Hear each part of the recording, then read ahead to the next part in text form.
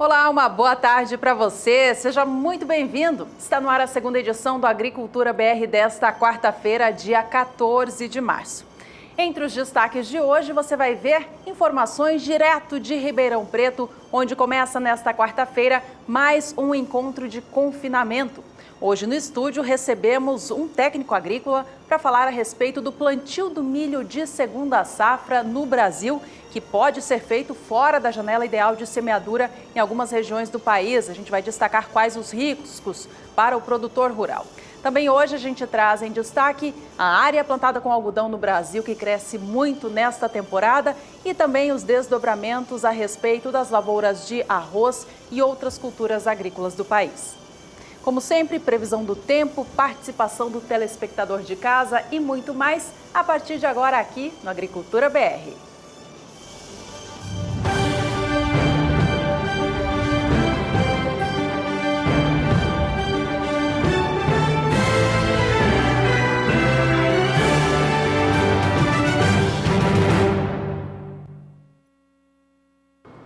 E começa nesta quarta-feira, dia 14 de março, hoje, o 13º Encontro Confinamento, Gestão Técnica e Econômica. Um grande evento voltado à pecuária de confinamento no Brasil, uma realização da Coan Consultoria e do Canal do Boi.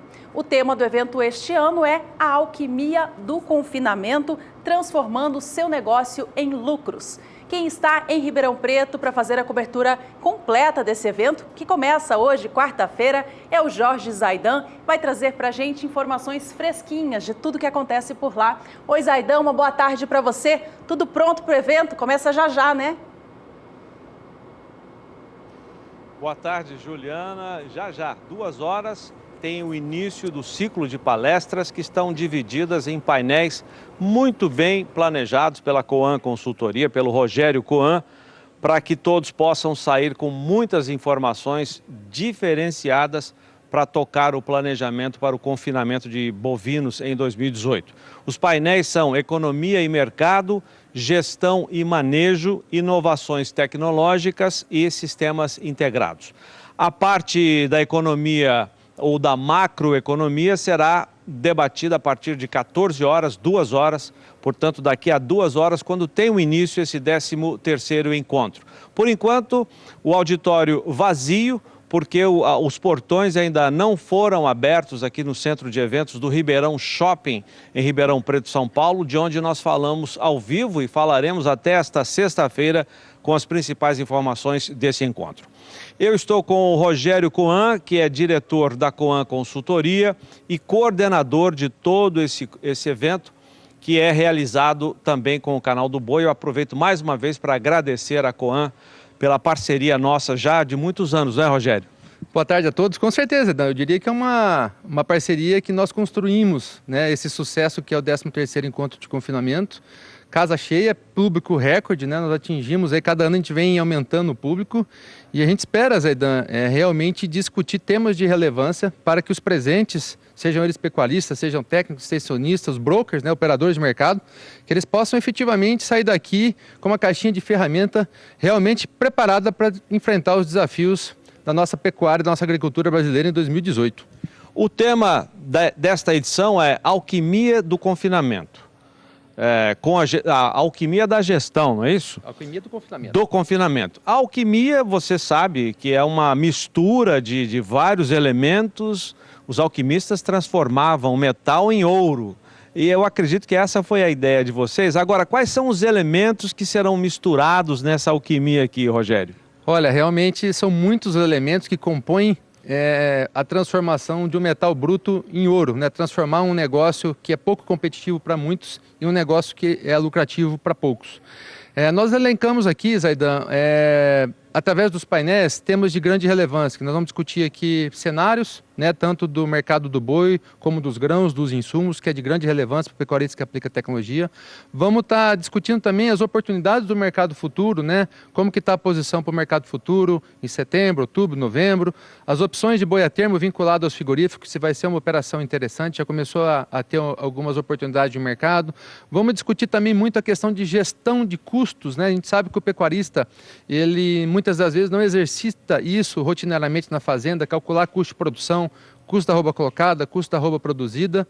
Vamos discutir também a aplicação das principais tecnologias, aquilo que tem de mais moderno em tecnologia, o que realmente está fazendo a diferença na produção pecuária, seja pasto, seja no confinamento. Lembrando que o mote do evento é confinamento, mas a gente não pode deixar de falar também de uma recria mais intensiva, né? E também da terminação a pasto. Vamos falar da gestão de pessoas, o quão importante é a gente formar equipes multidisciplinares, liderar essa equipe em prol de um objetivo comum, que é a lucratividade da empresa.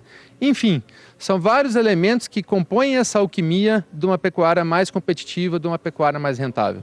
Eu queria que você falasse agora um assunto que interessa muito ao público do Agricultura BR, em todo o país, a audiência enorme que tem o programa da Juliana e do Fabiano também.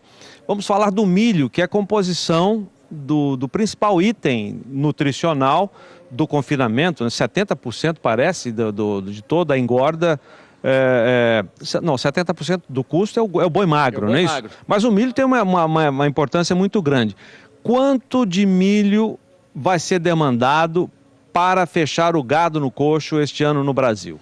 Bom, nós temos uma estatística muito interessante da AgroConsult, né, que comenta sobre a realização de 5.200.000 cabeças confinadas em 2017, com a perspectiva, inclusive, de pequeno aumento para 2018. Isso é uma incógnita ainda.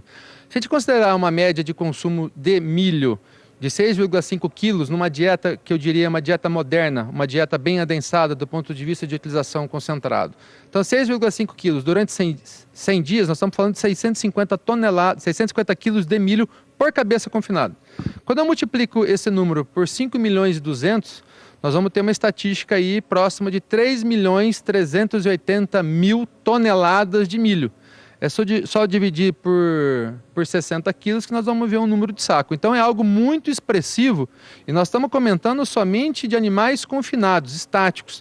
Temos ainda aqueles animais que são suplementados com proteinado, com proteico energético, terminação a pasto com ração, onde o animal come 10, 12 quilos de ração, entre outras tecnologias, sem falar em gado de leite e assim por diante. Então a demanda brasileira para a produção pecuária de milho, ela é extremamente alta e relevante para o sistema, porque tirando o milho, quais outros substitutos que nós temos? Nós temos sorgo em menor expressão, temos o farelo de trigo em menor expressão ainda, e para nós que estamos no estado de São Paulo, nós temos aqui a polpa cítrica, né? Polpa cítrica em algumas outras regiões também em casca de soja.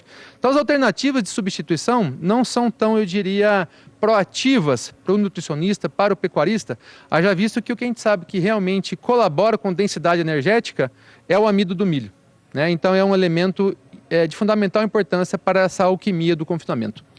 Bom, estamos apenas começando as nossas transmissões aqui do Ribeirão Shopping para esse 13º encontro de confinamento, gestão técnica e econômica. Rogério Coan, que é o diretor de tudo isso que está acontecendo, nosso parceiro. Obrigado, Rogério. Agradeço. Sucesso desde já para nós. Para nós, com certeza. Estamos aqui juntos nesses 3 dias e vamos discutir muito pecuária, vamos discutir muita macroeconomia, microeconomia e soluções para uma pecuária competitiva e rentável. Obrigado. Obrigado a você também, Juliana. Tá certo, obrigada Zaidan pelas informações, muito obrigada por trazer o contexto da agricultura também, né, aqui para o Agricultura BR. Lembrando que o Zaidan volta ao Agricultura BR amanhã com informações do 2º dia do encontro. O encontro Confinamento acontece até esta próxima sexta-feira em Ribeirão Preto, São Paulo, no Ribeirão Shopping. E a gente fala agora sobre o funcionamento do ciclo das águas no Pantanal. Este ano há a possibilidade de uma cheia mais intensa por conta do excesso de chuvas localizadas na região do Pantanal Sul. Quem tem mais informações para a gente é a Kaile Rodrigues.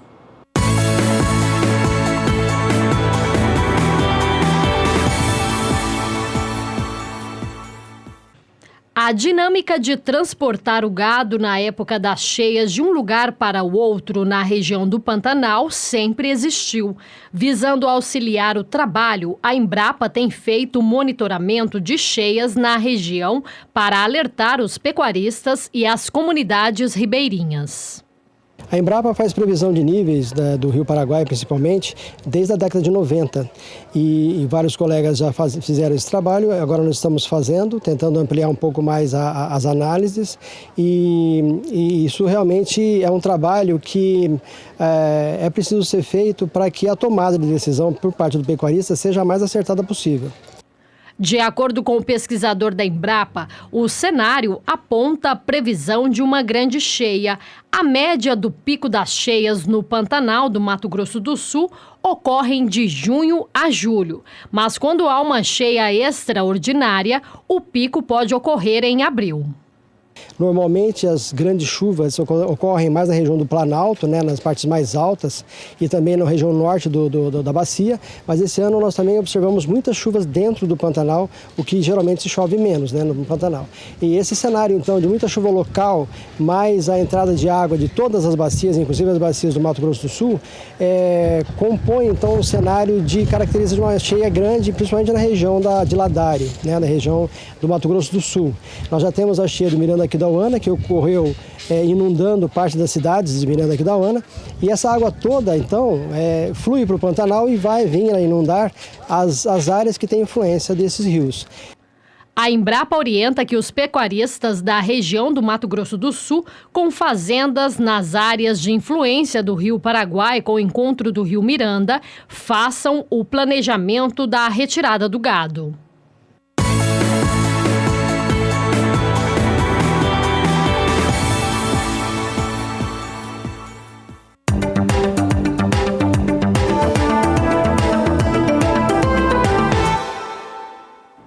E acontece nesta quarta-feira, no município de Balsas, no Maranhão, a abertura oficial da colheita da soja no estado. O Maranhão é um dos estados que compõem a fronteira agrícola do Mato Piba, que a cada ano vem participando mais e mais na produção agrícola do país.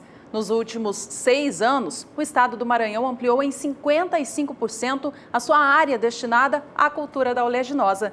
De acordo com a Conab, na temporada 2012-2013, a área plantada com o grão no estado era de 586 mil hectares. Esta área subiu para 662 mil na temporada seguinte, chegando aos quase 750 mil hectares na temporada 14-15, ampliando ano a ano, até que na atual temporada 2017-2018 já chega à marca de 912.100 hectares. À medida em que o estado ampliou a área destinada à cultura, aumentou também, é claro, a sua produção. E a produção aumentou em um nível ainda maior por conta do ganho de produtividade ano a ano. De acordo com a Conab, enquanto na temporada 12-13 o estado maranhense colhia 1.680.000 toneladas de soja, para a temporada atual já contribui com 2.720.000 toneladas, um aumento de 62% da temporada lá atrás, 12-13, para a atual, um aumento expressivo. De acordo com a Conab, o clima contribuiu para as lavouras de soja do Maranhão neste ciclo, que tem favorecido a boa produtividade nos campos. Uma única questão é de que essa chuva pode chegar a atrapalhar as atividades de colheita. Vamos saber então com a Juliana Rezende, da Somar Meteorologia, como que o clima fica para esses produtores maranhenses que vão continuar com as atividades de colheita da soja e também para os demais estados que compõem o Mato Piba. Olá, Juliana, bem-vinda, boa tarde. Olá, boa tarde a todos. A colheita da soja na região do Mato Piba segue avançando. Ainda em ritmo bastante inicial, o Maranhão é o estado mais adiantado com as atividades de colheita da soja, com apenas 10%. Os demais estados da região do Mato Piba não alcançam nem isso de áreas colhidas. Para os próximos períodos, tem previsão de chuva ainda na região. Agora, ao longo dos próximos 5 dias, até o dia 19, grande parte da região volta a receber instabilidades, então as pancadas devem seguir persistindo e de maneira bastante expressivas. O Tocantins e o Maranhão é que devem receber os maiores acumulados de chuva, podendo alcançar até 50 milímetros em apenas 5 dias. Então é uma chuva bastante persistente e também com volume significativo. No decorrer da segunda semana, entre os dias 20 e 24 de março, as instabilidades tropicais ainda vão seguir atuando na região do Mato Piba. Dessa vez, as pancadas de chuvas mais fortes e intensas acabam ficando concentradas entre o norte do Tocantins, sul do Maranhão e grande parte do Piauí. No oeste da Bahia, que as pancadas ainda devem seguir com pouco menos de intensidade e também com menor volume. Onde chove com mais intensidade, o acumulado pode alcançar até 30 e alcançar também até 50 milímetros. No decorrer do terceiro e último período, a partir do dia 25 de março até o dia 29, tem previsão de chuva persistente e ainda ganhando intensidade na região do Mato Piba. Dessa vez, os acumulados agora ficam em torno de 50 milímetros em grande parte da região, como no Tocantins, Maranhão e Piauí, e é nas áreas mais ao norte do Tocantins e também no oeste do Maranhão, onde as pancadas de chuva devem seguir de maneira mais intensas, podendo até superar 50 milímetros em 5 dias. O oeste da Bahia, que ainda recebe pancadas de chuvas mais fracas em comparação com os demais estados do Mato Piba. Então, durante as próximas semanas, como tem previsão de chuva persistente e com forte intensidade nas principais áreas produtoras de soja do Mato Piba, a expectativa ainda é de que possa acontecer transtornos e paralisações momentâneas no andamento da colheita da soja por conta do excesso de chuva. Daqui a pouco eu volto com mais informações do tempo.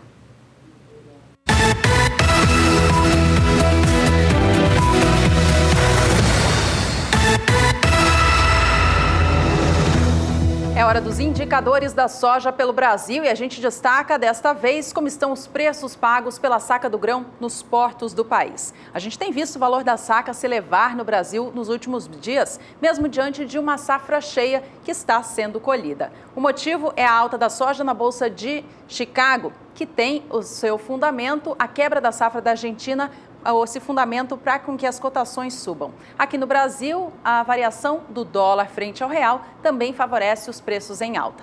Além disso tudo, tem também as exportações nacionais que seguem muito firmes e isso faz a cotação do grão se elevar. No Porto de Santos, nos últimos 15 dias, a gente observa oscilação acontecendo no preço, mas na comparação com 2 semanas atrás, há uma alta de R$ 1,50 por cada saca negociada. No dia 27 de fevereiro, Porto Paulista pagava R$ 78,00 no valor de cada saca do grão. No dia 2 de março, cotações abriam o mês em alta, fechavam naquela data a R$ 80,50. No dia 5 de março, o preço da soja no Porto de Santos caía para R$ 80,00 e para R$ 79,50 no dia 8 do mês. No dia 12, segunda-feira desta semana, cotação estava em R$ 79,00 a saca. Nesta quarta, dia 14, já volta a marca dos R$ 79,50, mostrando ganhos, portanto, próximos a 2% em 15 dias. De olho agora na movimentação do preço da soja no Porto de Paranaguá. Também houve oscilação neste período, mas a conta final é positiva. No dia 27 de fevereiro, Porto pagava R$ 78,00 no valor de cada saca. No dia 2 de março, R$ 80,50. O Porto de Paranaguá chegou a pagar R$ 81,00 no valor da saca da soja no dia 5 deste mês, mas de lá para cá recuou o preço pago. No dia 8 eram R$ 80,50 e no dia 12, segunda-feira desta semana, R$ 79,00. Nesta quarta, dia 14, o valor volta para os R$ 79,50, mostrando também alta de R$ 1,50 nos últimos 15 dias.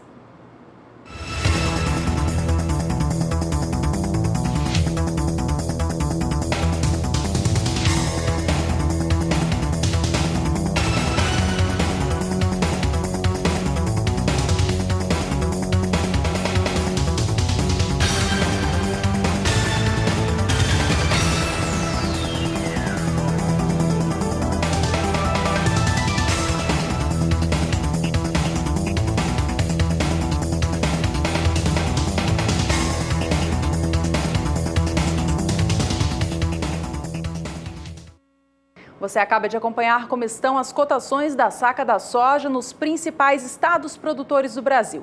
Vamos agora até Chicago acompanhar as cotações futuras do grão. É de lá que vêm os valores de fundamento para o nosso preço aqui no país.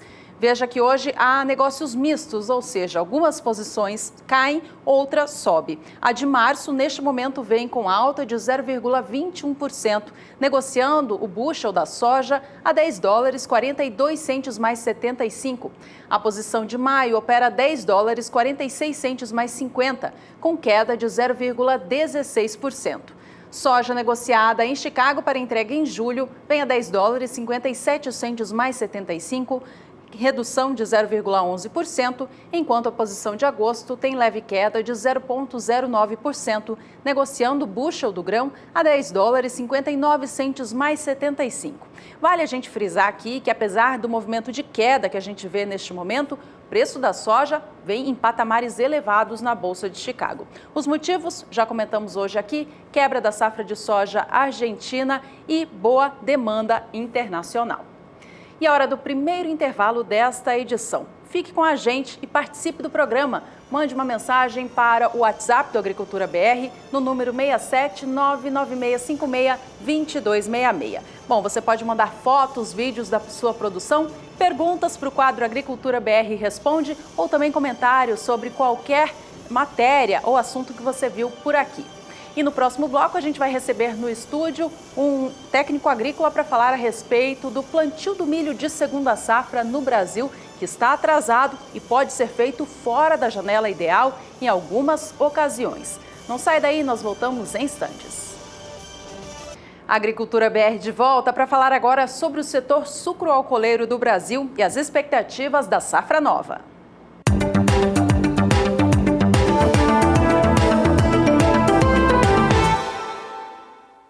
Está acontecendo nesta quarta-feira, em Ribeirão Preto, São Paulo, a abertura oficial da colheita da safra de cana temporada 2018-2019, um evento que traz uma conferência para debater as novas tecnologias voltadas ao setor, o RenovaBio e outras demandas do setor sucroalcooleiro do país. Durante essa conferência, a consultoria Datagro vai apresentar as suas análises em relação a esta nova safra que começa no dia 1º de abril. A expectativa já é de uma moagem menor de cana em relação à temporada atual, 17-18, que, por sua vez, já foi pior do que a temporada passada. Veja os números comigo da consultoria Datagro. Na temporada 2016-17, a região centro-sul do Brasil, que é a principal produtora de cana do país, moeu 617 milhões de toneladas da fibra. Na temporada atual, 17-18, a previsão de moagem é de 601 milhões. Já para a safra nova, 18-19, previsão de moagem cai ainda mais para 580 milhões de toneladas. A consultoria Datagro disse ainda que espera que essa nova safra seja mais alcooleira, uma vez que os preços do biocombustíveis estão mais favorecidos ao produtor no Brasil no que diz respeito à comparação com os preços do açúcar. Com isso, o mix de produção muda bastante de um ano para outro. Enquanto a temporada anterior tinha 47% da cana destinada ao açúcar, a nova, a 2018-19, traz a porcentagem de 44%. Com isso, a produção de etanol será feita por 56% de toda essa cana que vai ser moída na região centro-sul do país neste novo ciclo. A consultoria Datagro ainda apresenta suas projeções para a fabricação do adoçante e também a do biocombustível. A produção de açúcar tem uma nova revisão para baixo em relação à expectativa anterior. Agora é estimada em 32 milhões e 600 mil toneladas. Já a fabricação do etanol é estimada pela Datagro em 25 bilhões e 300 milhões de litros. A Datagro diz que espera essa forte mudança no mix de produção por conta da rápida diminuição da produção de açúcar pelas usinas, desde que o biocombustível passou a dar melhores retornos para o setor aqui no Brasil. Bom, a gente segue falando deste assunto, vamos agora acompanhar como que vem negociado o açúcar no mercado físico do Brasil, preço este que desestimulou os produtores a fabricar o adoçante e deram mais espaço à fabricação do etanol. De acordo com o CPEA, os valores atuais são os mais baixos da temporada. Preço da saca de 50 quilos do açúcar cristal, negociado no Porto de Santos, fechou nesta última terça-feira, dia 13 de março, a R$ 51,17, melhor dizendo. No acumulado do mês de março, a gente viu alguma oscilação, alguma reação para cima no Porto de Santos, mas ainda assim o acumulado do mês é negativo, é de cerca de 0,35%. A gente segue falando de açúcar por aqui, mas agora com informações para o cenário mundial. Isso porque a OIA, Organização Internacional do Açúcar, elevou a sua expectativa em relação ao excesso de açúcar que o mundo produz na atual temporada 2017-2018. O chamado superávit, que é a diferença entre a produção e o consumo, já fica mais que o dobro do que o superávit registrado na temporada passada. Em resumo, o mundo produz muito mais açúcar do que consome e esse excesso fica abundante no mercado e o resultado são cotações baixas. É o que a gente tem visto acontecer aqui no Brasil. Vamos aos números, então, desta organização que traz a previsão mundial de superávit de açúcar no mundo. Vamos saber se a gente tem a tela que traz em destaque as informações sobre o superávit mundial de açúcar, os dados em gráficos para o pessoal de casa acompanhar. Produção, confirma para mim se a gente tem estas informações. Por enquanto não, vamos então ao açúcar negociado na Bolsa de Nova York. Já já a gente traz o fundamento para isso. Vamos direto aos preços então. O preço do açúcar vem em valores muito baixos, apesar dessa recuperação que a gente vê acontecendo hoje. Leve alta de 0,63% para a posição de maio, que vem a 12 centes de dólar mais 70 por libra-peso. A posição de julho opera a 12 centes mais 92 por libra-peso, alta de 0,23%, enquanto a posição de outubro, 13 centes de dólar mais 29 por libra-peso, alta de 0,22%. Como eu dizia há pouco, a Organização Internacional do Açúcar, ela revisou para cima as expectativas desse superávit, desse excedente de açúcar. Agora sim, a gente tem os dados em tela para você de casa acompanhar. Veja que a previsão passou de 5.050 mil toneladas para uma expectativa atual de 5.150.000 toneladas. Essa revisão para cima do excedente de açúcar foi guiada por um consumo menor estimado para a temporada atual 2017-2018. Isso fez mudar todo o quadro de oferta e demanda mundial de açúcar, trazendo, portanto, esse superávit mais elevado. Veja comigo na tela este gráfico que traz o quadro inteiro. A produção mundial de açúcar é estimada para a temporada atual 17-18 em 178.700.000 toneladas. O consumo está estimado em 173.550.000. Com isso, sobra 5.150.000 toneladas, o chamado superávit que a gente comentava há pouco. Além do consumo menor, outro agravante para essa situação de superávit de açúcar no cenário internacional são as expectativas de produções bastante elevadas, crescendo em países como a China, na União Europeia, os países que compõem o bloco, e também na Tailândia. A Organização Internacional do Açúcar ainda projeta que na próxima temporada esse ciclo de superávit de açúcar continue. Agora em destaque, mais um quadro aqui no Agricultura BR, é o Agricultura BR Responde.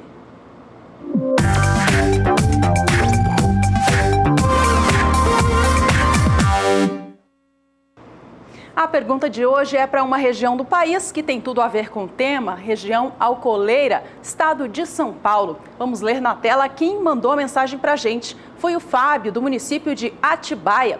Desejo saber a previsão do tempo para Atibaia, cidade que eu moro, se vai chover nos próximos dias. Fábio, vamos ouvir a resposta então? A Juliana Rezende traz os detalhes.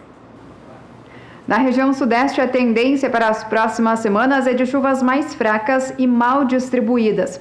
Isso porque as áreas de instabilidades no Brasil vão ficar mais intensas nas áreas mais ao norte e também nas áreas mais ao sul. Com isso, a chuva começa a diminuir nas áreas centrais do país.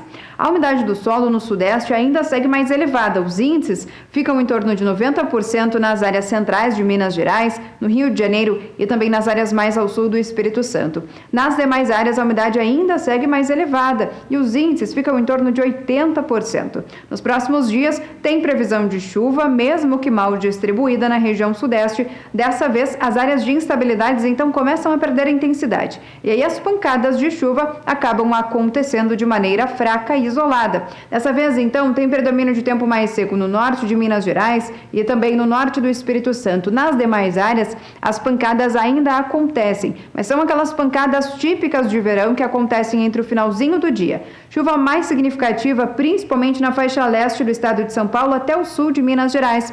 Isso acontece por conta da circulação dos ventos, que acaba trazendo mais umidade do oceano para a costa paulista e acaba aumentando a condição para pancadas de chuva. No decorrer da segunda semana, a partir do dia 20 de março, essas instabilidades agora ainda seguem mais fracas na região. Só que a chuva consegue se espalhar um pouco mais e os ventos que ainda sopram do mar, sopram de leste em direção à costa do estado de São Paulo, Rio de Janeiro também, aumentam a condição para pancadas de chuva em todo o leste paulista, sul mineiro e também no Rio de Janeiro. Nessas áreas, então, o acumulado pode alcançar até 30 milímetros em apenas 5 dias. Nas demais áreas do sudeste, chuva mais fraca e também com menor volume. No decorrer do terceiro e último período, a partir do dia 25 de março até o finzinho do mês, tem previsão de chuva abrangente ainda em todos os estados da região, pancadas ainda de maneira mais significativas no sul mineiro, no Rio de Janeiro e também no sul do Espírito Santo. Nas demais áreas, chuva mal distribuída e também com menor volume. Então, durante as próximas semanas, tem previsão de chuva mais fraca na região. As pancadas devem ocorrer de maneira mal distribuída. Em alguns locais até pode chover com um pouco mais de intensidade e persistência, mas de maneira geral, a chuva acontece com baixo volume na região sudeste ao longo das próximas semanas. Daqui a pouco eu volto com mais informações do tempo.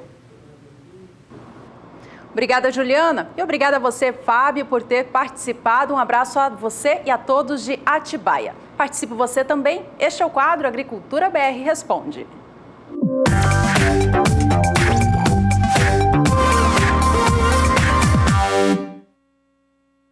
E chegou a hora de acompanhar as quedas para os valores do café aqui no Brasil e o porquê delas acontecerem.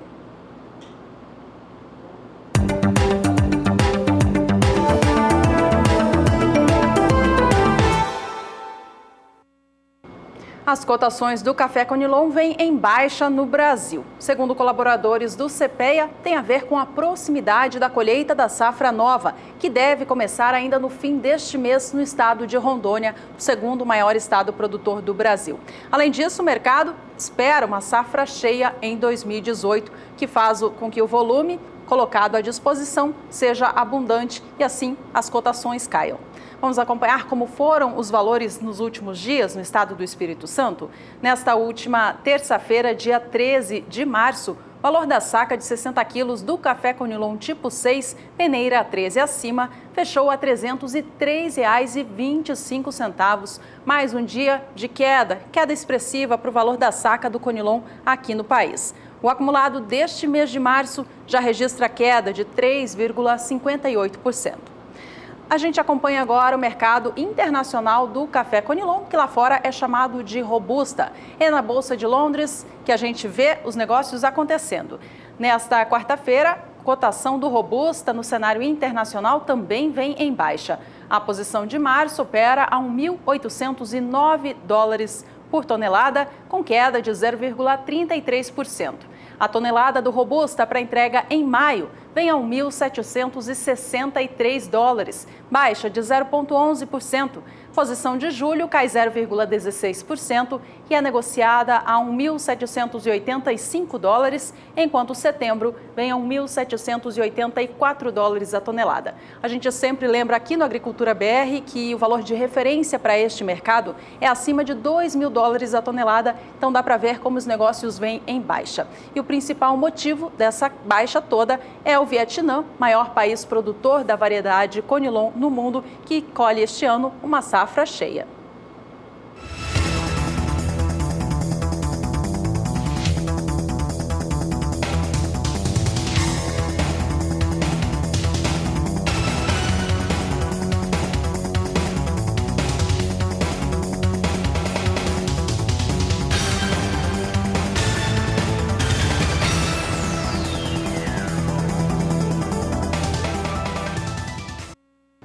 Em relação ao preço do café arábica aqui no Brasil, as cotações também vêm pressionadas pela expectativa de uma safra cheia. Além disso, o ritmo de negócios é bem lento, uma vez que os compradores estão à espera da entrada dessa nova safra para fazer novas aquisições.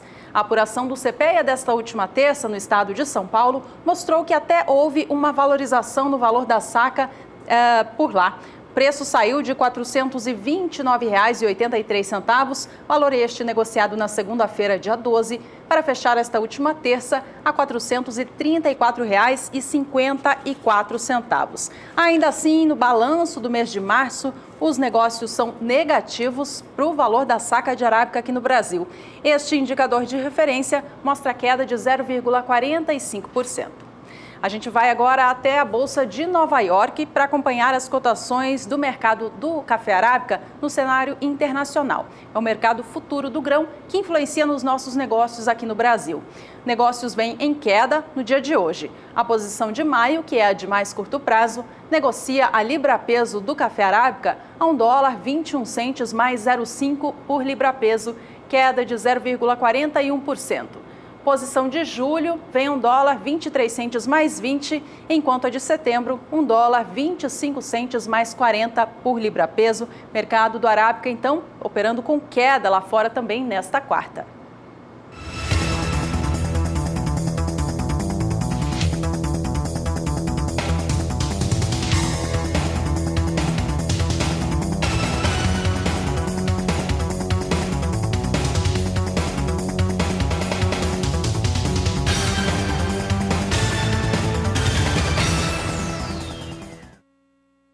E é hora de mais um rápido intervalo por aqui. No próximo bloco eu recebo no estúdio Leonardo Carlotto, ele que é analista de grãos, vai comentar a respeito do plantio do milho de segunda safra acontecendo em Mato Grosso do Sul e também pelo Brasil e sobre a possibilidade da semeadura acontecer fora da janela ideal. Nós voltamos em instantes.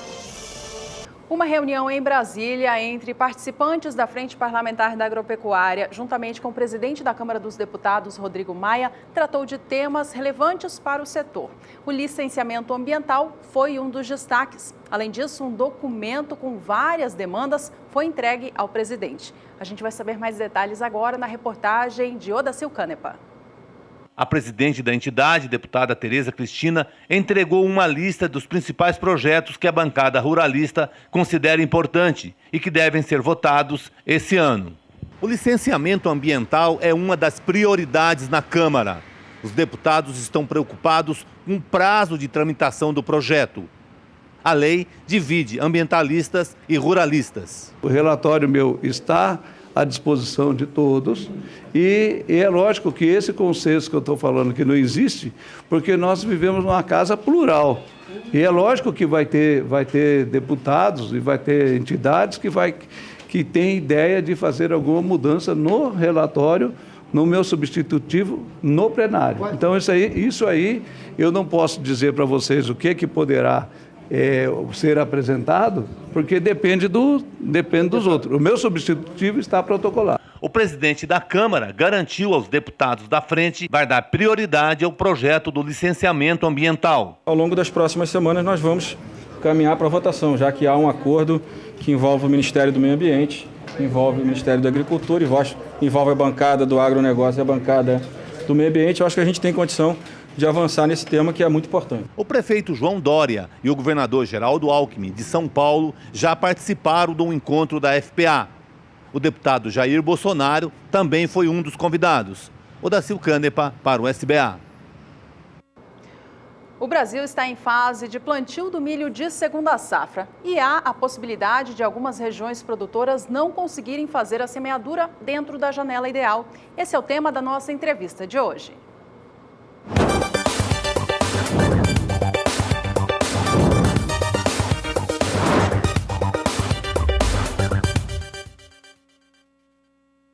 Comigo hoje no estúdio está Leonardo Carlotto, ele que é analista de grãos do Sistema FamaSul, Federação de Agricultura e Pecuária de Mato Grosso do Sul. Leonardo, obrigada pela presença. Boa tarde, obrigado. É um prazer estar novamente aqui com vocês ao vivo.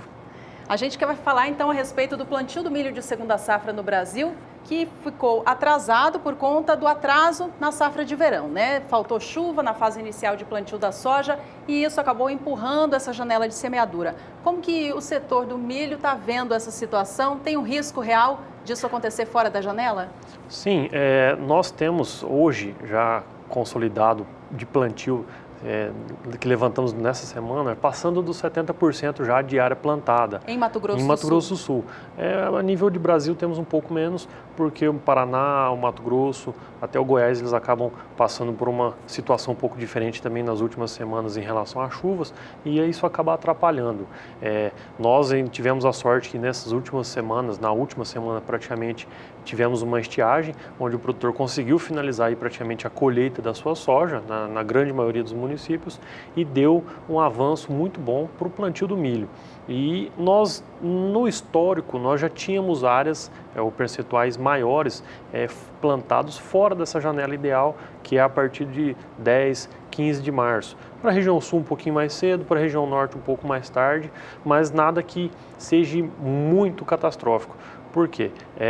Safra passada, por exemplo, tivemos mais de 40% do percentual fora da janela. Tivemos a sorte de contar com uma boa precipitação, boas chuvas durante o ciclo da lavoura e colhemos bem, colhemos uma boa produtividade, tivemos uma boa produção e esperamos que essa safra também, mesmo com esses 30% plantados fora da janela, se a gente pegar a nível de Brasil, 40%, nós teremos aí boas safras. Lógico que se não tivermos uma geada muito forte, que é um pouco do que o clima acaba apresentando e acaba desenhando para essa safra, porque nós tivemos um verão muito quente, um verão muito chuvoso, e isso normalmente é característica de um período de estiagem um pouco mais forte, um frio um pouco mais intenso durante essa segunda safra. Além do risco climático que o produtor corre em fazer esse plantio fora da janela ideal, há também a questão do seguro agrícola, né? Todo produtor que planta fora do zoneamento, a gente fala do zoneamento agroclimático, ele perde a possibilidade de segurar essa área. Lógico que ele acaba arrumando outros caminhos, não financia essa área, ele planta com menos tecnologia, para caso ele tenha um problema, ou como geada, ou até mesmo estiagem, nesse percentual que foi plantado fora do vazio, ou fora do zoneamento, ele não teve um custo muito alto e ele acaba equilibrando as contas com aquela área que ele acaba colhendo uma boa produtividade, tendo uma boa produção, equiparando aí os seus custos, tendo uma margem de lucro até considerável, pensando nos preços de hoje, porque tivemos preços bem aquém do que estamos recebendo nessa safra, e o produtor tem aproveitado esse momento e vendendo o seu milho de forma antecipada para que ele possa cobrir os custos sem ter a necessidade de, muitas vezes, pegar um recurso emprestado e não depender tanto do seguro. O momento é oportuno, então, para o produtor comercializar agora. Tem já uma porcentagem de quanto que do milho da nova safra já foi vendido? Tem produtores que já têm uma tradição e fazem essa comercialização antecipada, chegam aí a 30% do que temos para colher ou do que ele tem para colher. Alguns acabam esperando, falam, não, eu vou vender depois de colhido e acabam não comercializando nada. De forma geral, o Estado aí tem por volta de 15%, 20%, aproximadamente 20% da sua safra de milho já comercializada. Retomando ao assunto do plantio fora da janela, Carloto, o que o produtor rural ele pode fazer para tentar minimizar esses riscos que ele corre? Pensando em minimizar o risco, lógico, quanto mais cedo ele plantar, melhor, e esse seria o ideal. Só que para ele fazer esse plantio mais cedo, ele primeiro tem que colher a soja. E aí, para colher a soja, muitas vezes ele acaba tendo que investir um pouco mais, ter um pouco mais de maquinário para que ele ganhe tempo, otimize a sua colheita, para que ele possa otimizar também o plantio. Mas nem sempre é o mais recomendado ele ter investimentos, visto que ele vai ter um custo, ele vai acabar tendo um custo um pouco mais elevado da sua lavoura, da sua propriedade. Então, assim, a partir do momento, chegou no vazio na faixa de zoneamento, ou ele interrompe o seu plantio e escolhe uma cultura de cobertura, que muitos estão fazendo nessa safra, visto alguns prejuízos que tiveram em safras passadas, acabam fazendo outra cultura mesmo, que não tem essa limitação por conta desse período. Então, seria uma alternativa até mais viável, visto que ele não está travado em plantar só o milho. Ele tem outras opções aqui para Mato Grosso do Sul, como o trigo, o sorgo e algumas outras culturas, o feijão terceira safra, segunda safra, que pode, de certa forma, fazer a rotação com a soja e agregar um pouco mais de valor na sua receita.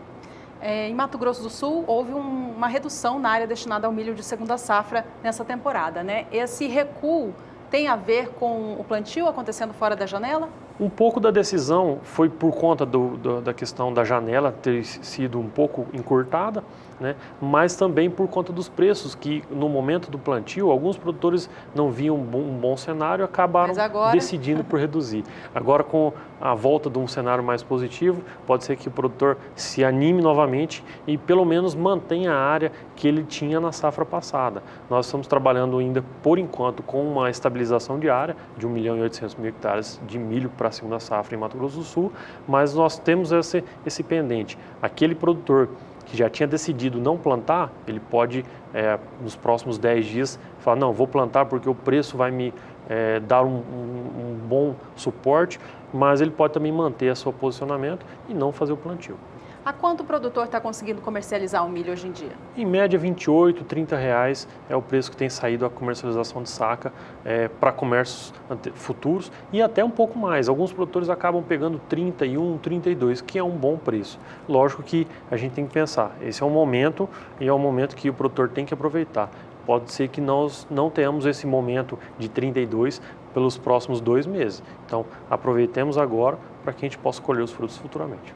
Bom, vamos falar um pouquinho então a respeito da safra de soja no estado. Como que está o andamento da colheita, Carlotto? Nós já estamos passando dos 75%, chegando nos 80% de safra da soja colhida.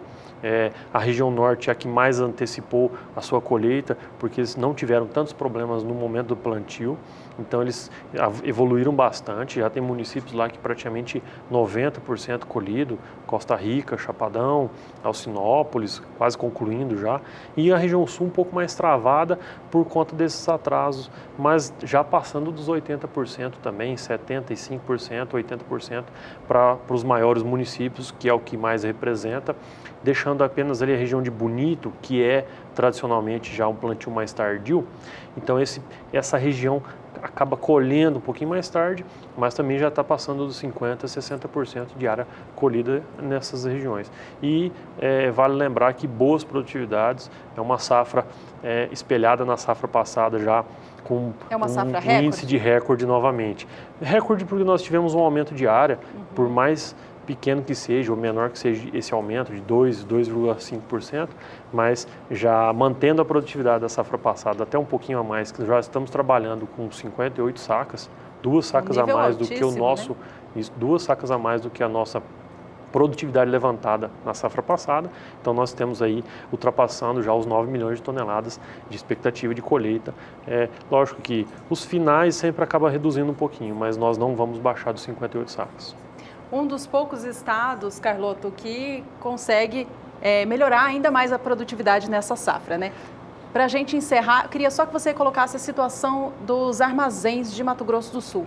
Safra passada, a gente viu essa situação ficar mais evidente, né? A falta de capacidade de armazenamento dos grãos. O estado colhe, mais uma vez, safra cheia. E como que os armazéns estão se preparando para receber essa soja que está sendo colhida e o milho que ainda está sendo plantado? A gente fica orgulhoso de ter uma boa safra, né? Lógico que bons números para o estado do Mato Grosso do Sul, mas a gente sabe que temos problemas pontuais. A região do entorno de Campo Grande tem capacidade de absorver muita soja, visto que alguns municípios que ainda não têm essa estrutura, como Bandeirantes, que é um caso pontual, onde expandiu muito a área e não expandiu a capacidade de armazenagem, está se atualizando com frequência, mas é um ritmo menor do que cresce tanto a área quanto a produção. De forma geral, o problema no estado hoje é em receber essa soja, fazer o trabalho com a soja dentro do armazém para poder despachar, e acaba gerando um transtorno não tanto no armazém, mas questão de logística. É um problema que temos enfrentado, onde temos fretes ou caminhões aí em escassez. Lógico que é um momento. Isso vai passar e aí vai voltar ao ritmo normal. Então nós temos que dar fluidez na soja que já foi colhida e mandar embora, né? Descer para o Paraná ou mandar para os outros países que já estão com os contratos, e aí assim vai dar o fluxo normal. Mas nós temos esse gargalo, é fato, e não temos como correr disso. O produtor tem que fazer a sua tarefa. Se ele conseguir construir um armazém dentro da fazenda, se ele conseguir jogar dentro de um silo bag para que ele possa também ajudar o armazém a minimizar esse problema, ideal, legal. Mas no momento nós temos esse contraponto aí que ele depende do armazém. Tá certo. Carloto, muito obrigada pela sua vinda aqui mais uma vez. Uma boa safra para Mato Grosso do Sul. Obrigado, uma boa safra para nós. Seguimos com o programa.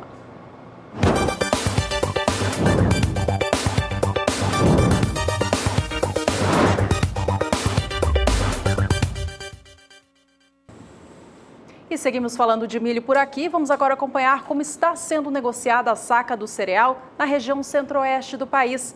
O primeiro estado em destaque é o estado de Goiás. Veja que nos últimos 15 dias há uma elevação de 15,6% acontecendo. No dia 27 de fevereiro, o estado goiano pagava, em média, R$ 25,50 no valor da saca do grão. Subia este valor para R$ 27,50 no dia 2 de março e chegava aos R$ 28,00 no dia 5 do mês. No dia 9, sexta-feira da semana passada, cotação do milho em Goiás chegava aos R$ 28,50. Iniciava esta semana no dia 12 já a R$ 29,00 e está nesta quarta-feira, dia 14, negociada a R$ 29,50. Elevação expressiva, então, para o valor do milho no estado goiano. Os demais da região centro-oeste também têm elevação expressiva. Veja só comigo na sua tela. Preço no estado de Mato Grosso do Sul sobe mais de 20% em 15 dias. No dia 27 do mês de fevereiro, estado de Mato Grosso do Sul pagava em média R$ 25,50 a saca.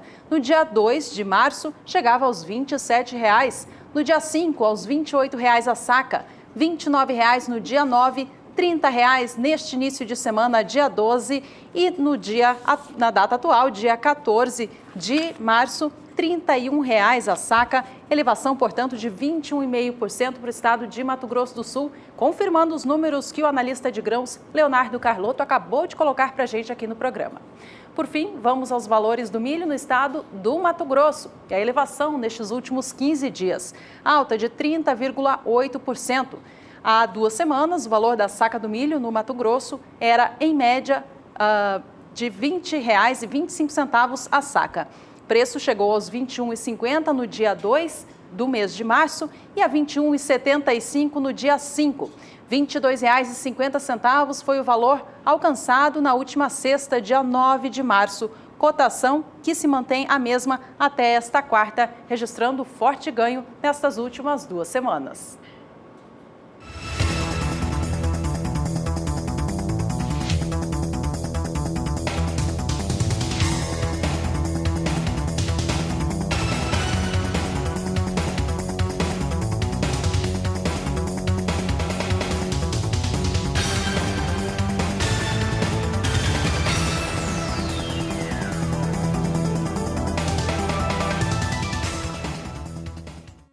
Para encerrar o assunto milho, vamos acompanhar como vêm as cotações do mercado futuro do cereal lá na Bolsa de Chicago.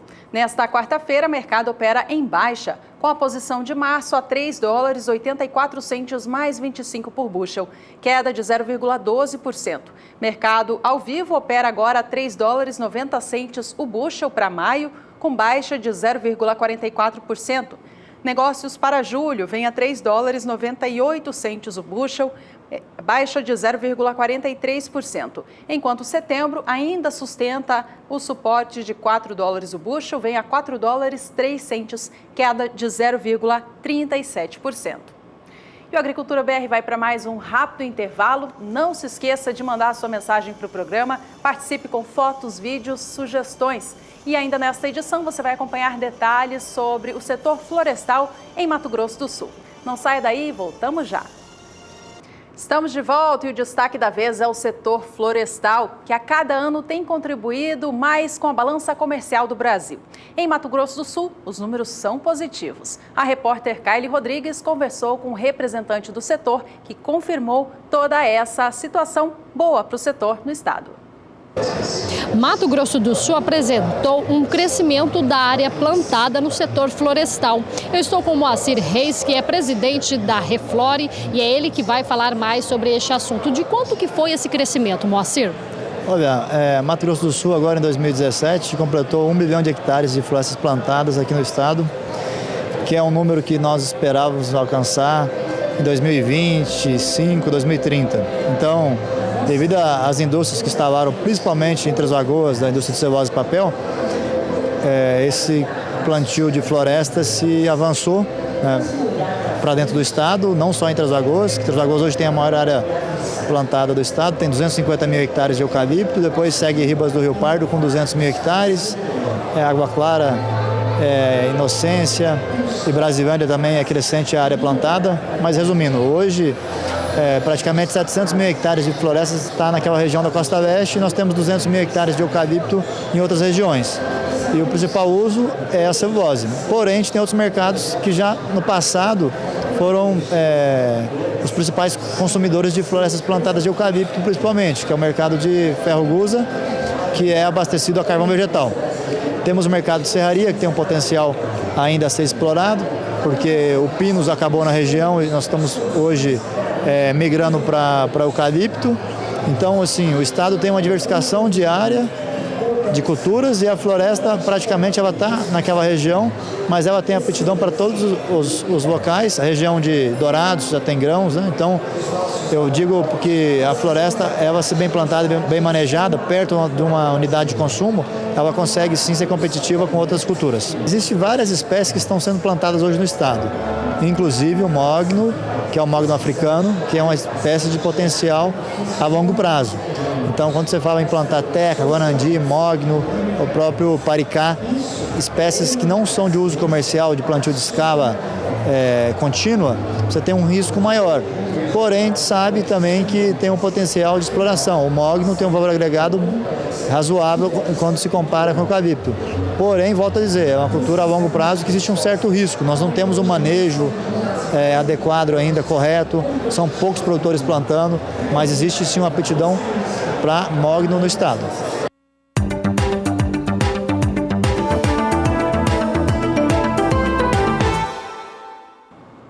A consultoria FC Stone apresentou nesta última terça-feira a sua nova previsão de área plantada com algodão no Brasil no ciclo atual, temporada 17-18, e ampliou essa expectativa.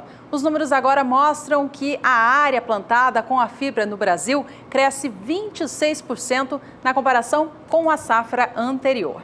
Enquanto no ciclo passado, temporada 16-17, o Brasil destinou 930 mil hectares para o algodão. Na temporada 17-18, os números mostram que em outubro a expectativa era de 1.120.000 hectares e agora passou para 1.180.000. Essa revisão aconteceu devido ao bom momento em que vive o setor do algodão aqui no Brasil. Investidores, os produtores, colocando mais investimentos para ampliar essa área plantada. Os bons preços da fibra, tanto no mercado físico nacional, em relação aos demais países produtores, incentivam esse aumento de área.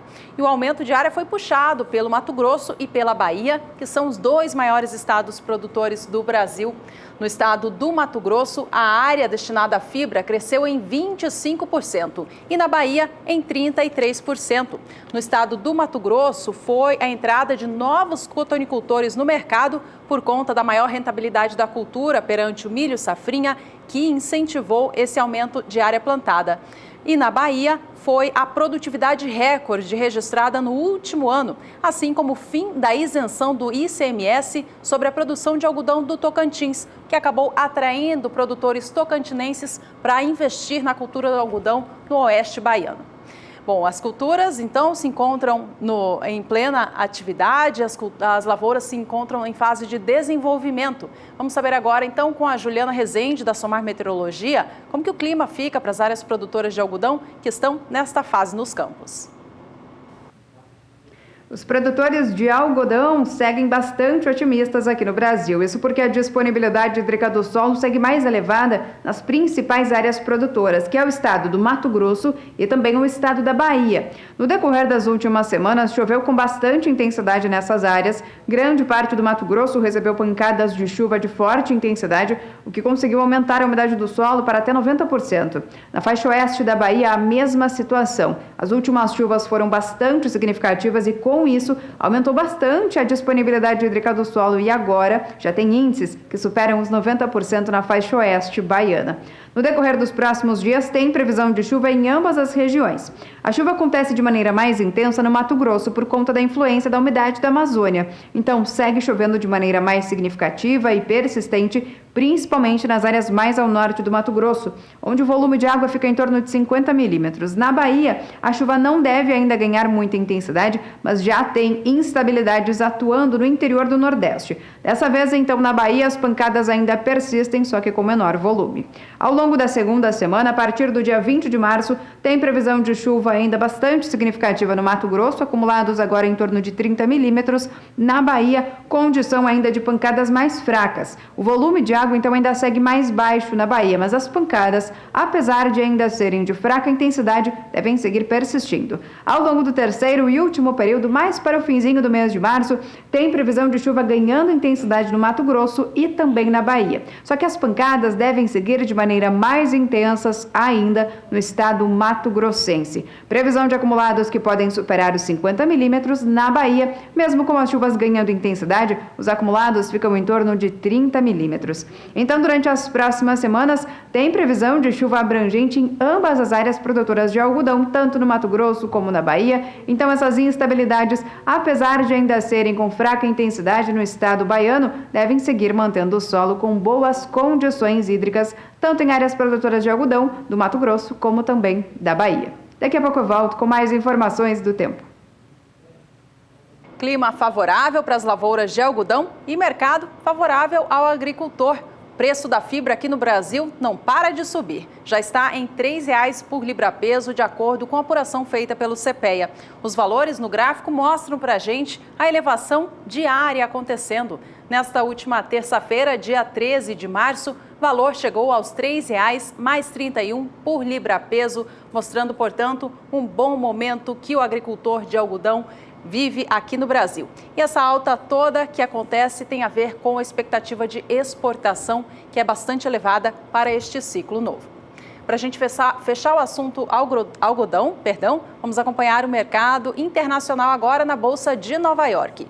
O mercado opera nesta quarta-feira em baixa por lá, com negócios caindo 0,14% agora para a posição de maio, a de mais curto prazo, que negocia a libra-peso da fibra a 82 centes de dólar mais 88. A posição de julho vem a 82 centes mais 80 por libra-peso, leve queda de 0,07%.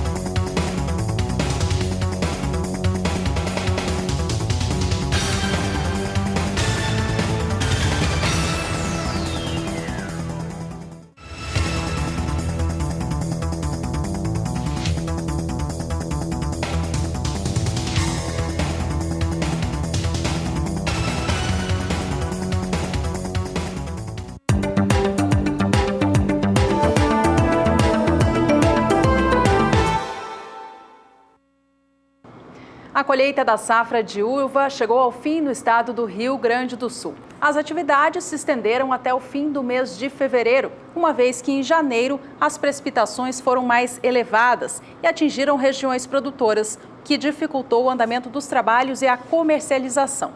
Como o volume de precipitações foi elevado apenas em janeiro, as videiras renderam frutos de boa qualidade. Além disso, outro fator que favoreceu a boa sanidade da produção foram as temperaturas noturnas mais baixas na primavera, que dificultou o ataque de pragas e doenças. A produção total de uvas do estado gaúcho deve ficar em torno de 720 mil toneladas, cerca de 20% menor frente à passada, mas dentro da média para a região. Do total produzido nesta safra, segundo a estimativa do Ibravin, o Instituto Brasileiro de Vinhos, cerca de 600 mil toneladas devem ser destinadas à fabricação de vinhos, sucos e outros derivados. As exportações brasileiras de melão registraram queda neste início do ano de 2018, em especial no mês de fevereiro. De acordo com dados apurados pelo CPEA, apenas 20.100 toneladas de melão foram exportadas no mês passado, volume quase 30% menor em relação ao mês de janeiro. Segundo o CPEA, o cenário é comum para o período, devido ao inverno no hemisfério norte, que afeta o consumo dos maiores compradores da fruta brasileira, a Europa. Além da demanda enfraquecida na União Europeia, a produção brasileira passou por problemas relacionados ao clima nas principais regiões produtoras no último mês. A maior umidade, por exemplo, impactou o volume produzido e a qualidade daqueles que tinham pouco ou limitado investimento a fazer os cuidados nas lavouras. A entrada de outros países produtores de melão no mercado também refletiu em diminuição dos envios. Os primeiros foram Costa Rica e Honduras e, para este mês, outros países também devem começar a exportar. A maturação dos tomates em áreas produtoras do Brasil vem acontecendo de maneira mais rápida. Isso tem aumentado a oferta do produto no cenário nacional, causando queda nos preços. Municípios como Caçador, em Santa Catarina, Itapeva, em São Paulo, e Venda Nova do Imigrante, no Espírito Santo, relataram este problema. O resultado desta maturação acelerada é a oferta mais abundante do produto, o que fez com que os preços caíssem.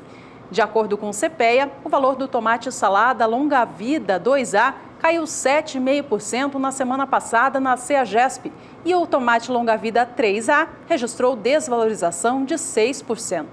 Outro fator que também influenciou nas cotações foi a qualidade. Os problemas estão mais relacionados ao tamanho do fruto. Para a próxima semana, o CPEA projeta volume ainda maior de tomate devido à intensificação das atividades de colheita no município de Araguari, Minas Gerais. E o Agricultura BR vai para mais um rápido intervalo, é bem rapidinho, já já a gente volta com as últimas notícias para o setor do arroz no Brasil. Acontece no mês de abril, na Embrapa Agropecuária Oeste, em Dourados, Mato Grosso do Sul, a Tecnofam, uma feira voltada à agricultura familiar. A repórter Miriam Valadares tem mais informações. Em Mato Grosso do Sul, são 70 mil famílias ligadas à agricultura familiar. Cerca de 70% dos alimentos que abastecem o estado vêm destas propriedades rurais. Quando nós falamos de agricultura familiar, nós estamos falando em alguém que trabalha até de 1 a 4 módulos fiscais. Então, aí entra os assentamentos estaduais, o INCA, o crédito fundiário e os pequenos produtores, aquelas pessoas que adquiriram as suas terras e produzem. E normalmente esses produtores, eles têm como base produção de leite, uma diversificação, tem a produção de hortifruti para produção local, para consumo, subsistência. Então hoje o maior número de produtores que nós estamos são de pequenos produtores, que são 70 mil. E nós temos hoje esses produtores totalmente cadastrados, mas um dos grandes problemas que nós temos para que esse produtor consiga gerar renda é a sua regularização. A maioria dos produtores não tem a sua identidade, a gente chama isso de DAP, né? Que é a sua declaração de credenciamento e regularidade da área. Esse é o grande desafio. O setor, que vem crescendo nos últimos anos, conta com o apoio de instituições como a Embrapa, que tem contribuído de forma significativa para o desenvolvimento da produção.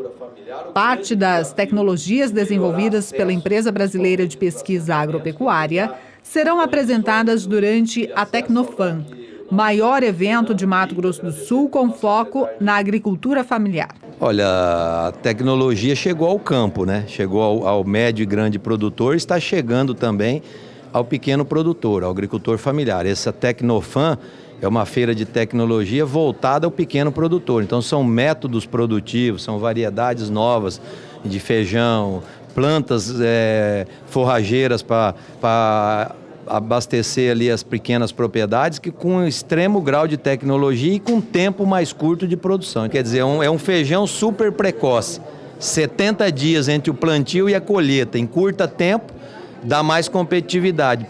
Favorece ao produtor fazer 3 safras no ano. Então ele pode optar pelo feijão, ele pode optar por mais 2 culturas num ano agrícola, tendo mais competitividade. Melancia com 75 dias. Também um avanço tecnológico enorme hoje, levava quase 100 dias para se produzir uma melancia entre o plantio e a colheita. Então isso tudo é o trabalho da academia, da Embrapa, das instituições de pesquisa. Realizada a cada 2 anos, a 3ª edição da feira acontece de 17 a 19 de abril na Embrapa Agropecuária Oeste, em Dourados.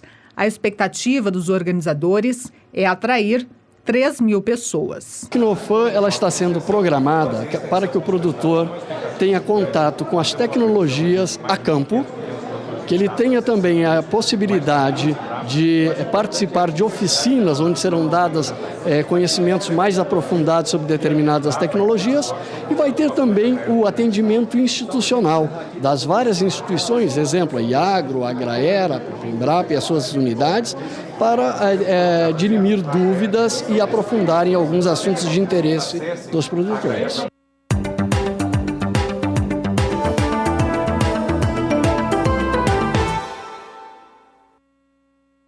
Uma nova rodada de leilões promovidos pela Conab para ajudar no escoamento da safra de arroz do Brasil acontece nesta quinta-feira, dia 15. Ao todo, serão colocados à disposição 70 mil toneladas do cereal para serem comercializados nas modalidades PEPRO e PEP. Modalidade esta em que a Conab paga um prêmio para quem comercializa o cereal de acordo com o que está previsto no edital. De acordo com informações da companhia, serão colocados à disposição prêmios para 38 mil toneladas do cereal a serem negociados na modalidade do leilão PEPRO e 32 mil toneladas no leilão PEP. 30 mil toneladas de cada uma dessas modalidades será destinado aos negócios no Rio Grande do Sul. E para Santa Catarina, são 8 mil toneladas do leilão PEPRO e mais 2 mil na modalidade do leilão PEP. Esta já é a terceira rodada de leilões que a Conab realiza para ajudar a regular o preço do arroz no mercado físico do Brasil, que atualmente se encontra abaixo do preço estabelecido pelo governo federal como preço mínimo, que está fixado em R$ 36,01 a saca. Vamos saber então como que fica o clima para as áreas produtoras de arroz do Brasil. As atividades de colheita estão na fase inicial na região sul do país. A Juliana Rezende traz os destaques para o estado gaúcho e também para Santa Catarina. As atividades de colheita do arroz seguem avançando no sul do Brasil, como em Santa Catarina e no Rio Grande do Sul. As atividades foram mais adiantadas no estado catarinense. Agora, a disponibilidade hídrica do solo ainda segue mais baixa na região sul, mas principalmente no estado gaúcho. Só que essa condição de déficit hídrico do solo apresenta ainda poucos riscos para as lavouras de arroz da região.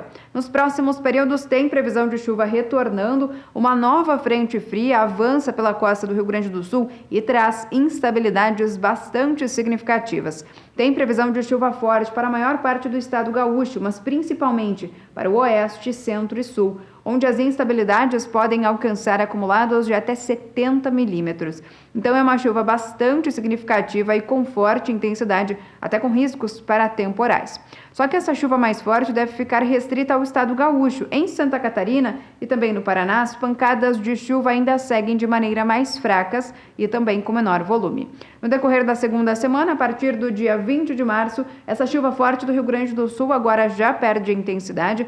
As pancadas de chuva ainda devem persistir, só que com menor volume. Chuva mais significativa no leste catarinense e no leste paranaense por conta da umidade que vem do oceano. Nas demais áreas da região, chuva mais fraca e de maneira mais irregular. Ao longo do terceiro e último período, a partir do dia 25 de março até o dia 29, tem previsão de instabilidades ainda atuando nos 3 estados do sul do Brasil, só que a chuva ainda deve seguir de maneira mais fraca e também com baixos volumes.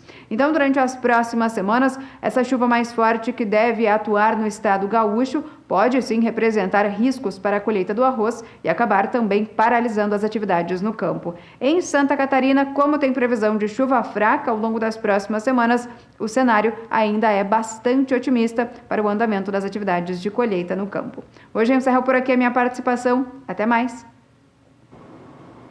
Obrigada, Juliana. Até amanhã. Por aqui a gente segue falando de arroz. Vamos agora acompanhar como estão os preços no estado gaúcho. Há pouco eu comentava que o valor está abaixo do mínimo estabelecido pelo governo federal, que é de R$ 36,01 a saca. E agora a gente comprova que os valores praticados vêm sim bem abaixo disso. Nesta última terça-feira, dia 13 de março, o mercado até reagiu um pouquinho em virtude da proximidade deste leilão da Conab, que acontece amanhã, e fechou o dia com alta, a R$ 35,12 a saca. Mas ainda assim é muito baixo, não remunera o produtor, em alguns casos até fica abaixo do custo de produção.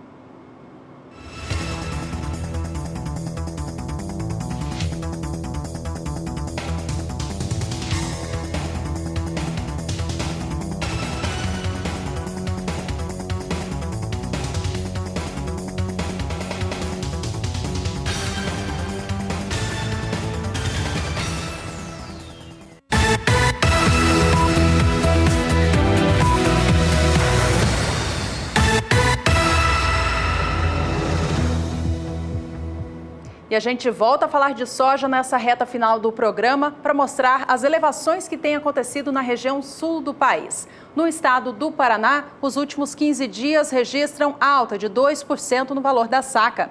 No dia 27 de fevereiro, o preço médio da saca da soja no estado paranaense era de R$ 72. Mês de março começou com elevação, fechando no dia 2 a R$ 73,25. No dia 6, mercado paranaense pagava R$ 74,75 no preço de cada saca do grão. Foi o maior valor deste período analisado.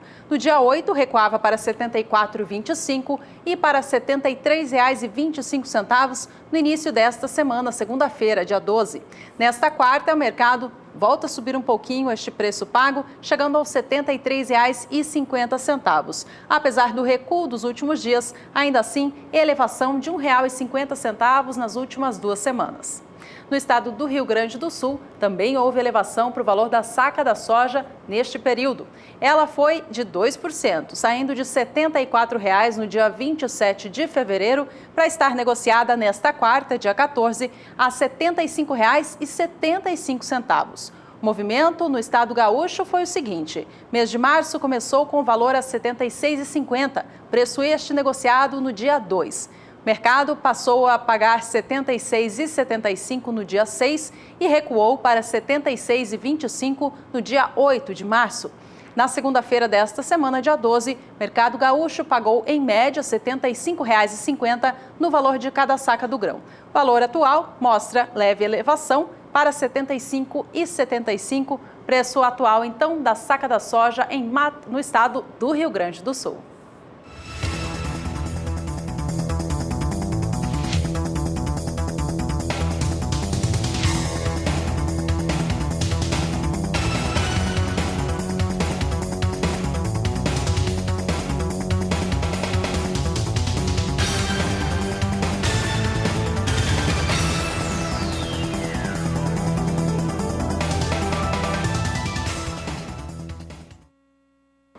Antes de encerrar, vamos acompanhar a soja negociada na Bolsa de Chicago e como vem o dólar também no Brasil nesta quarta. Em primeiro lugar, mercado futuro da oleaginosa. Neste momento, segue com o mesmo movimento que a gente conferiu no início do programa. A posição de março, a de mais curto prazo, é a que sustenta a alta de 0,21% e negocia o bushel do grão a $10,36. As demais vêm em movimento de queda no dia de hoje. Maio opera a $10,40 mais 75 por bushel, baixa de 0,76%. Julho vem a $10,51 mais 50, queda de 0,75%.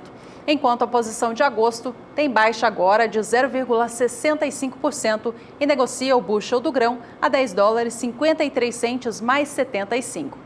Por fim, dólar comercial aqui no Brasil, que tem operado nos últimos dias próximo aos R$ 3,25. Nesta quarta-feira vem acima disso a R$ 3,26, com leve oscilação para cima. E essa edição vai ficando por aqui. Muito obrigada pela sua companhia, obrigada a você que participou do programa. Nos vemos na próxima. Até mais!